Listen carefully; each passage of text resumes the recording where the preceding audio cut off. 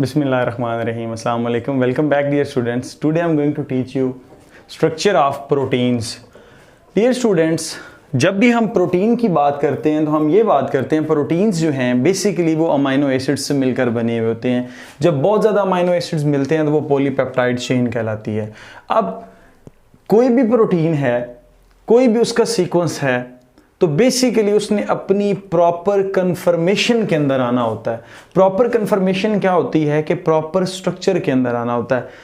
Protein का sequence भी proper होना चाहिए और उसके साथ साथ उसका स्ट्रक्चर भी प्रॉपर होना चाहिए, तभी एक प्रोटीन अपना फंक्शन परफॉर्म करती है। सपोज हम बात करते हैं हमारी बॉडी के अंदर एंजाइम्स हैं, तो एंजाइम किससे मिलकर बने होते हैं? प्रोटीन से मिलकर बने होते हैं। अगर उनकी प्रॉपर वो जो प्रोटीन है वो अपनी प्रॉपर कन्फर्मेशन के अंदर नहीं होगी, प्रॉपर स्ट्रक्चर्स के अंदर नहीं होगी, या उसमें एक या दो या तीन अमाइनो एसिड जो हैं वो क्या हों, मिसप्लेस हो गए हों या उनकी जगह पे रिप्लेस हो गए, तो तब भी वो एंजाइम अपना प्रॉपर काम नहीं करता।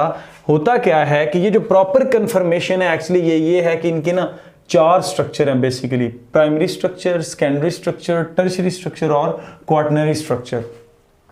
अब जब प्रोटीन जो है उसने अपनी मर्जी का, जो भी प्रोटीन है, हर प्रोटीन जो है वो अपना स्ट्रक्चर जो है वो डिफरेंट होता है, तो ये इन पर डिपेंड कर रही होती है। इसको बोलते हैं प्रॉपर कन्फर्मेशन। लाइक प्रोटीन ने प्राइमरी स्ट्रक्चर पहले बनाया, फिर सेकेंडरी, फिर टर्शियरी, फिर क्वाटरनरी, और फिर वो अपने प्रॉपर फंक्शन के अंदर आएगी। तो वो हम बारी बारी पढ़ेंगे। डियर स्टूडेंट्स, जो प्रोटीन होती है उनका जो प्राइमरी स्ट्रक्चर होता है वो स्ट्रेट चेन होता है, सीधा सीधा स्ट्रेट चेन होगा।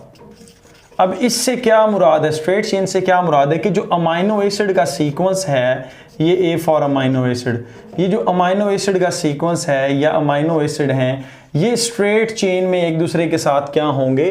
लिंक्ड होंगे, और ये क्या बनाएंगे? पॉलीपेप्टाइड बनाएंगे। तो इस तरह के स्ट्रक्चर के अंदर सिर्फ एक तरह का इंटरेक्शन होता है, मतलब सिर्फ एक तरह का बॉन्ड पाया गया, और वो कौन सा है? That is the peptide bond. उसको आप क्या बोलते हैं? Peptide bond. यानी कि linear structure of amino acid is called primary structure. जैसे एग्जांपल मैं आपको देता हूं कि फॉर एग्जांपल ये मेरे पास वायर है।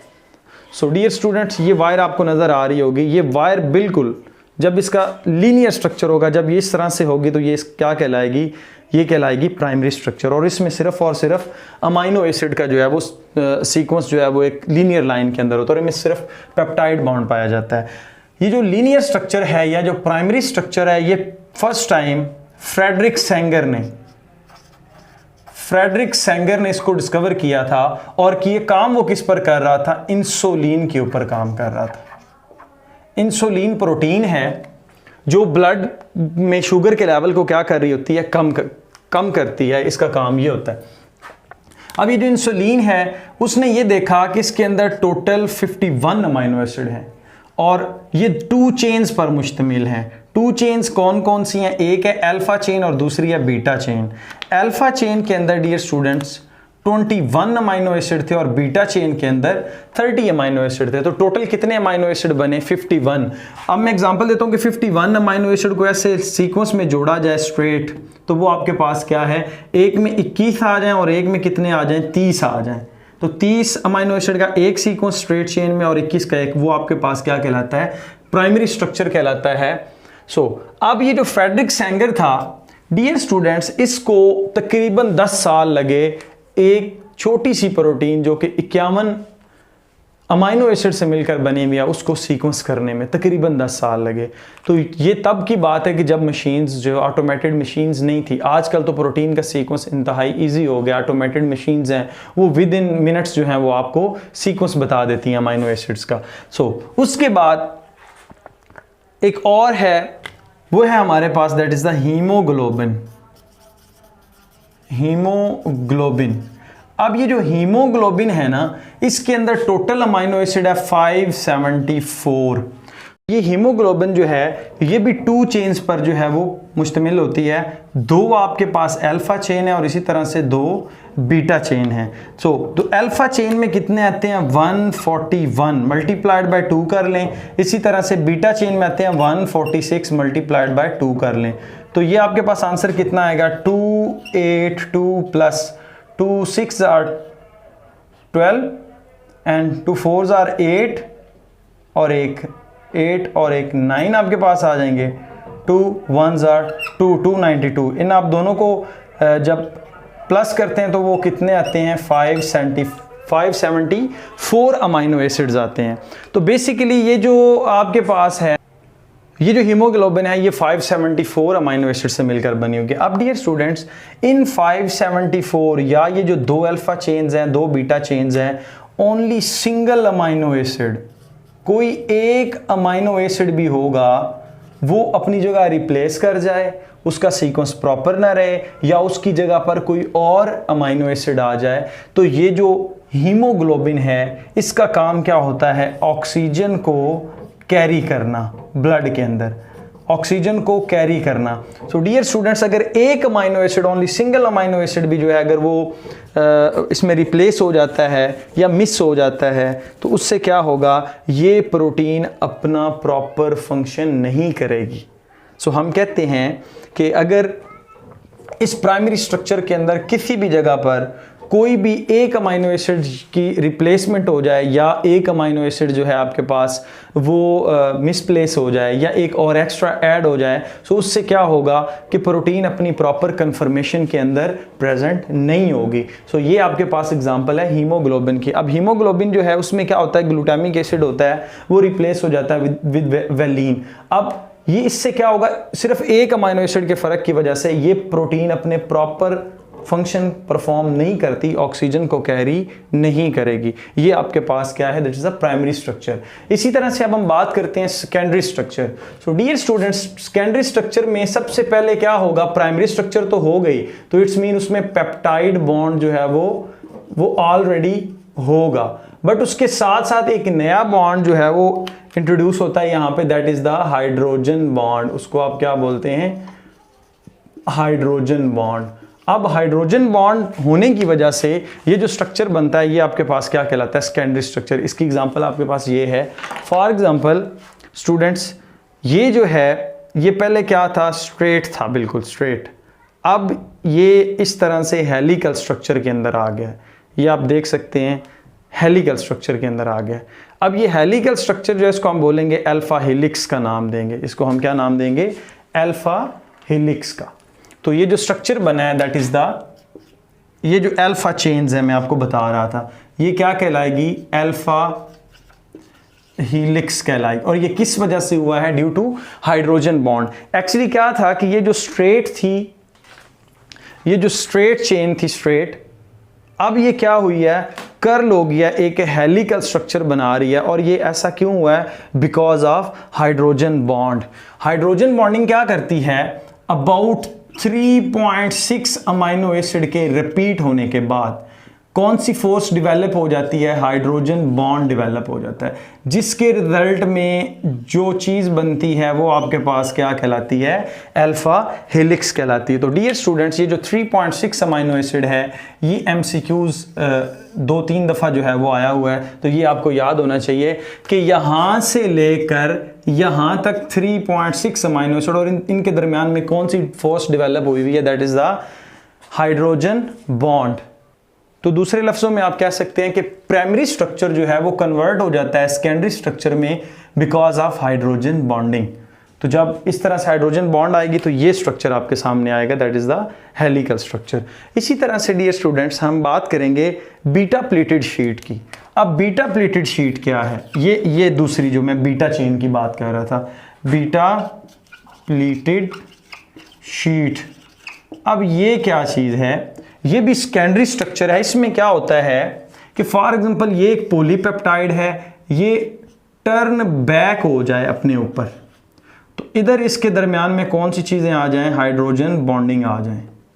या फिर आप दूसरे लफ्ज़ों में कह सकते हैं कि ये अल्फा हेलिक्स थी, it turn backs upon itself, ये दोबारा से खुद पर टर्न हो जाए और इसके दरमियान क्या चीज़ें आ जाएं, हाइड्रोजन बॉन्डिंग्स आ जाएं, तो ये आपके पास क्या कहलाती है, बीटा प्लेटेड शीट कहलाती है। तो आप कह सकते हैं कि अल्फा हेलिक्स या वन पॉलीपेप्टाइड, सपोज ये एक पॉलीपेप्टाइड है, ये एक पॉलीपेप्टाइड है, अब इसने ये टर्न लिया और ये दूसरी पॉलीपेप्टाइड है, तो जब ये दोनों पॉलीपेप्टाइड इस तरह से इस तरह से एक दूसरे के सामने आ जाएंगे ये पॉलीपेप्टाइड चेन्स, तो ये क्या आपके पास कहलाएगा, this is called beta pleated sheet. ये अकेली क्या थी, अल्फा हेलिक्स थी। ये सारी अल्फा हेलिक्स है स्टूडेंट्स, ये अल्फा हेलिक्स है। तो अल्फा हेलिक्स क्या कर रही है, अपने ऊपर टर्न बैक कर रही है, जिसके रिजल्ट में क्या होगा, हाइड्रोजन बॉन्डिंग डेवलप होगी। अब इस हाइड्रोजन बॉन्डिंग की वजह से जो नया स्ट्रक्चर बनेगा वो क्या कहलाएगा, बीटा प्लेटेड शीट कहलाएगा। अब इससे आगे हमारे पास हैं टर्शरी स्ट्रक्चर। टर्शरी स्ट्रक्चर में नए तरह के इंटरेक्शन हैं। एक तो ऑलरेडी आपको पता है पेप्टाइड बॉन्ड तो है ही है इसके अंदर, उसके साथ साथ डियर स्टूडेंट इसमें क्या होगा, हाइड्रोजन बॉन्डिंग भी होगी। एक नया इंटरेक्शन आता है that is the ionic interaction. Ionic bond भी इसके अंदर प्रेजेंट होगा, क्योंकि अब नंबर ऑफ अमाइनो एसिड भी बढ़ते जा रहे हैं और स्ट्रक्चर भी कम्प्लेक्स होते जा रहे हैं, तो उसमें कहीं कहीं किसी जगह पर आयनिक बॉन्ड भी प्रेजेंट होगा। और मेनली सल्फर कंटेनिंग मैथियोनिन जो अमाइनो एसिड है वो आपस में क्या बना लेंगे, डाइसल्फाइड ब्रिजेस। इसको आप क्या बोलते हैं, डाइसल्फाइड ब्रिज का नाम देते हैं, या फिर आप इसको क्या डाइसल्फाइड बॉन्ड देते हैं नाम। अब क्या है कि जो टर्शरी स्ट्रक्चर है इनमें बेसिकली कौन कौन सी फोर्सेस प्रेजेंट हैं, that is the peptide bond, hydrogen bonding, ionic bond, और फिर उसके साथ साथ आपके पास क्या होगा, डाइसल्फाइड ब्रिजेस। अब क्या है कि ये जो स्ट्रक्चर बनेगा इसमें क्या होगा, मैनी पॉलीपेप्टाइड्स जब अगेन एंड अगेन अपने ऊपर वर्ल करेंगी, अपने ऊपर जो है वो टर्न बैक करेंगी, तो वो आपके पास क्या बना देंगी, टर्शरी स्ट्रक्चर। और ये क्या होता है, ग्लोबुलर होता है। ये कौन सा स्ट्रक्चर होगा, ग्लोब लाइक स्ट्रक्चर होगा। Some time tertiary structure fibrous भी होते हैं, जैसे फाइब्रस प्रोटीन है, वो फिर मैं आपको बाद में बताता हूं। अब डियर स्टूडेंट्स फॉर एग्जांपल ये क्या थी, ये दो पॉलीपेप्टाइड थी, अब ये एक दूसरे के ऊपर टर्न बैक कर रही हैं। टर्न बैक करके इन्होंने क्या कर लिया, अब एक ग्लोब की तरह का स्ट्रक्चर बना लिया, क्योंकि इसके अंदर इंटरेक्शन बढ़ गए हैं। इनके अंदर जो इंटरेक्शन आए हैं वो कौन से हैं, एक आपके पास है हाइड्रोजन बॉन्डिंग, पेप्टाइड बॉन्ड तो ऑलरेडी है, फिर उसके बाद आयनिक इंटरेक्शन है, उसके साथ साथ इसके अंदर कौन सा आ गया, डाइसल्फाइड ब्रिजेस। अब इसका स्ट्रक्चर मोर कम्प्लेक्स हो गया। तो ये जो चीज़ है ये आपके पास क्या कहलाती है, this is called tertiary structure. ये क्या कहलाएगा, टर्शरी स्ट्रक्चर कहलाएगा। टर्शरी स्ट्रक्चर जो होते हैं वो क्या होते हैं, ग्लोबुलर होते हैं, ग्लोब की तरह के होते हैं, और मोस्टली जो एंजाइम है उनके अंदर जो है वो टर्शरी स्ट्रक्चर जो है वो पाए जाते हैं। अगर मैं बात करूं स्टूडेंट्स आपके पास हीमोग्लोबिन की, तो हीमोग्लोबिन भी एक्चुअली एक ग्लोबुलर प्रोटीन है। वो आगे क्वाटनरी में मैं आपको, उसमें टर्शरी स्ट्रक्चर्स आपस में मिलते हैं और वो मिलकर क्या बनाते हैं, ग्लोब की तरह का स्ट्रक्चर बनाते हैं, जिसको हम क्या बोलते हैं, दैट इज द हीमोग्लोबिन, वो प्रोटीन है। इसी तरह से हमारे पास आती है नेक्स्ट और लास्ट, वो कौन से हैं, क्वाटनरी स्ट्रक्चर हैं। क्वाटनरी स्ट्रक्चर जो हैं उसके अंदर क्या होता है, ऑलरेडी जो प्रेजेंट है वो है पेप्टाइड बॉन्ड। इसमें पेप्टाइड बॉन्ड तो ऑलरेडी है ही है, क्योंकि अमाइनो एसिड एक दूसरे के साथ लिंक हैं। हाइड्रोजन बॉन्डिंग भी है, यस। उसके साथ साथ डियर स्टूडेंट्स आयोनिक बॉन्ड भी है, आयोनिक बॉन्ड भी है। उसके साथ साथ डाई सल्फाइड बॉन्ड भी इसके अंदर प्रेजेंट है। और जो लास्ट चीज है जो इस स्ट्रक्चर को स्टेबल करने के लिए यूज होती है, that is the hydrophobic interaction. Interaction से मुराद क्या है, हाइड्रोफोबिक फोर्सेस आप कह सकते हैं, या हाइड्रोफोबिक और हाइड्रोफिलिक का आप बता सकते हैं कि वाटर से जो है वो अवे ये भागेगा। अब क्या होता है कि इस तरह की प्रोटीन्स एक्चुअली किससे मिलकर बनती हैं, देखें प्राइमरी जो सेकेंडरी जो थी वो प्राइमरी के मिलने से बन रही थी, इसी तरह से टर्शरी जो है वो सेकेंडरी के मिलने से बन रही हैं।